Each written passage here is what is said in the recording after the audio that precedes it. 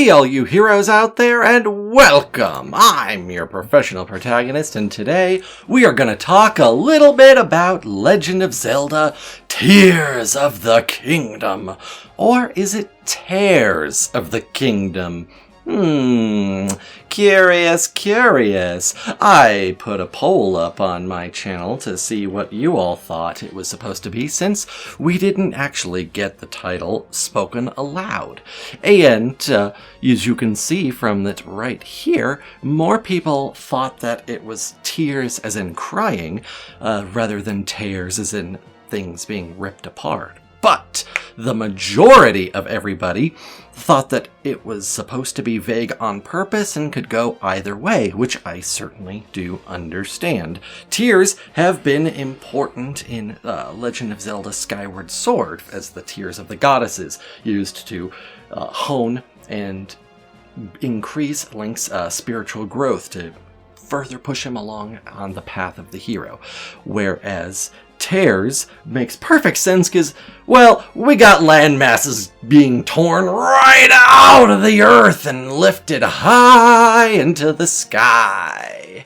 Not to mention that it could be torn apart in a metaphorical sense with all the damage that Ganon has done, and tears could also mean anything about the history of the kingdom, old sins, or its troubled past, all kinds of things. But I am not here to give a definitive answer. I personally think it is both, but I am here to give all my thoughts on the new teaser, as well as where I think things are going to go regarding the new Zelda game, our sequel to Breath of the Wild.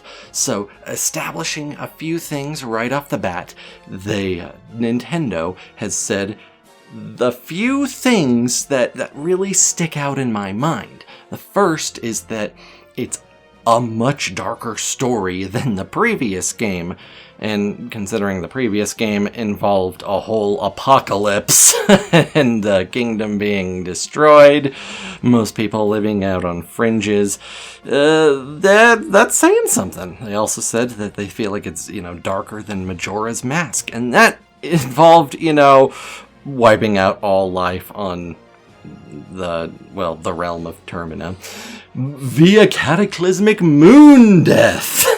And being trapped in an eternal loop, having to live that over and over.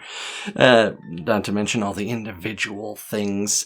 The whole game was very moody for all kinds of reasons. A lot of regrets and a lot of pain that people had to work through. It was, in my opinion, the darkest game of the franchise. If this proves darker than that, that's going to be saying something. So we definitely need to focus our thoughts towards something very not good, if you know what I mean. The other big thing that Nintendo has said that really jumps out at me is that the title is a spoiler to the story, which is why they waited so long to give us the title. Now, I said in my Nintendo Direct reaction, or rather highlights discussion, that if the title is gonna be a spoiler to the story, then why not just pick a different title? That being said, my thoughts here are I don't see how it could be a spoiler unless we really have to dig deep into it. So that's exactly what I plan to do in this little discussion video. Now, I will be referencing some conclusions that big Zelda YouTubers have covered, specifically Zeltic and Masked Bandit, so definitely go check out their channels, go look at their content for sure. A lot of what I'm saying is going to be based on some things that they've brought up and some conclusions that they've drawn in their own videos. But, I won't be going into as much depth as they have, but, I will be kind of listing off some of the same points. Now, if we go ahead and we take a look at this new teaser, it starts off with a big stone relief sculpture of some sort of being. It looks like it has long ears. It kind of looks like the Lord of the Mountain in a sort of way. And we transition to a period of a bunch of Ganon's minions, some moblins and bokoblins that are marching forth across a big spreading pool of malice. Now, the bokoblins do have horns on them, which means that they match up with the bokoblins that are being shown in this game. And the bokoblins that we've fought all the way up until now, like not just in the previous Breath of the Wild, but every other Zelda game, they've never had these kinds of horns before, which is definitely something to really look into. You know, some people have drawn some ideas that means that there's going to be some time travel involved in this, based on some other things. Now, we see more of that being that, and it has its arms extended out. There seems to be a lot of like frills and tassels that are kind of going about from its back, and it's surrounded by 7 little, I would say they resemble the tears of the goddesses from Skyward Sword, but, you know, inverted, upside down. So I personally believe that, you know, there's a strong chance that these are the tears that the title refers to, if indeed it is tears and not tears, or, you know, both. Personally, again, I think that there's going to be a lot of levels that this name works on, but we'll get to that. We will get to that. I do think that perhaps we're going to be returning to a bit more of classic Zelda formula, where we're going to have some MacGuffins we have to collect, especially since we see the Mastered Sword is just totally bonked over, kerfluffled, not functional in the slightest. And so I think that these 7 tears will be gathered to restore the Master Sword, just like the tears in the previous game helped Link to grow as a hero. The flames tempered the goddess blade into the Master Sword, so on and so forth. Which leads me to, you know, give my next conclusion here, that this figure is the goddess Hylia. Now, I'll say why I believe that in a moment, but there's, you know, a lot more to kind of look through here.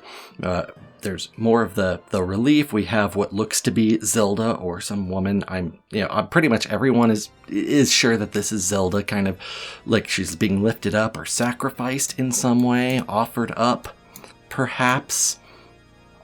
Then we have a shot of what is absolutely, unquestionably Zelda locking hands with something, which is later revealed to be that main figure with the 7 tears surrounding it. We get our first look of gameplay. Link opens some huge-ass doors, runs out, then camera pans around. We know it's definitely a different part of the game and not the same place that Link just ran out of, because there's no building behind him. It's all just open field. We get some more running around, some diving off of these islands floating in the sky. This really cool shot of him doing that time rewind mechanic that we saw in the last teaser on this ruin or boulder that's on the ground, and it like rewinds back up into the sky. So if that's how you get into the sky mainly, that'd be really cool. We also, saw previously that weird like upward drip mechanic, like where he just kind of went soaked up, and then a shot of him climbing some tree roots up, and then we have him diving down and landing on what looks like a large machine bird glider. Love this. I think that it is going to be like the regular glider that we have, except for much greater distance. I think it's going to be essentially not our fast travel system, but certainly a lot bigger exploration, longer distance than the regular glider from Breath of the Wild. And we can also see on top of a plateau an image of, if we look at it and flip it upside down, I'm pretty sure that's another Zelda, or perhaps the being from the relief. But we get 2 like serpents or dragons kind of swirling around, biting each other's tails. We get our title, Legend of Zelda, Tears of the Kingdom. And right here on this title page, we can see more kind of behind our logo, the being here. The Master Sword is completed with some of that green energy. So, here are all my thoughts. This thing, like these serpents or dragons that are biting each other's tails in a circle, very reminiscent of the Ouroboros, which is a symbol of cycles, of death and rebirth, is the main one, but it could really represent cycles of any kind. Now, usually an Ouroboros is just, one serpent swallowing its own tail. Here we have two that make up a ring. Now, if you're going to have something representing, a never-ending cycle, a continuous rebirth, then you would probably initially think that it's, the cycle of the hero, the goddess, and Demise's curse, so Zelda, Link, and Ganon. However, just like with, the Triforce, and everything around those three is, it's rules of three.